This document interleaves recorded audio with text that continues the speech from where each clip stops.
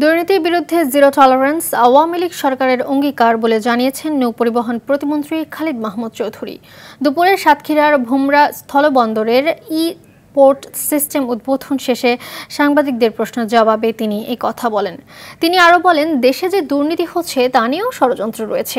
বাংলাদেশ স্থলবন্দর কর্তৃপক্ষের চেয়ারম্যান মোহাম্মদ জিল্লুর রহমানের সভাপতিত্বে অনুষ্ঠানে সাতক্ষীরা ৩ আসনের সংসদ সদস্য ডক্টর আফম রুহুল হক, সাতক্ষীরা ২ আসনের সংসদ সদস্য আশরাফুজ্জামান আশু, সংরক্ষিত নারী আসনের সংসদ সদস্য লায়লা পারভিন উপস্থিত ছিলেন।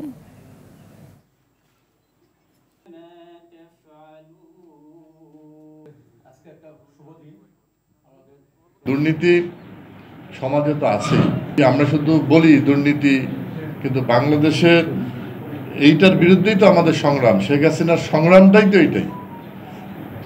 তিনি তো ৮১ সালে ১৭ই মে দেশে আসার পরে প্রথম কথা কি বলেছিলেন, যে আমি ক্ষমতা চাই না, এদেশের মানুষের ভাগ্যের পরিবর্তন চাই।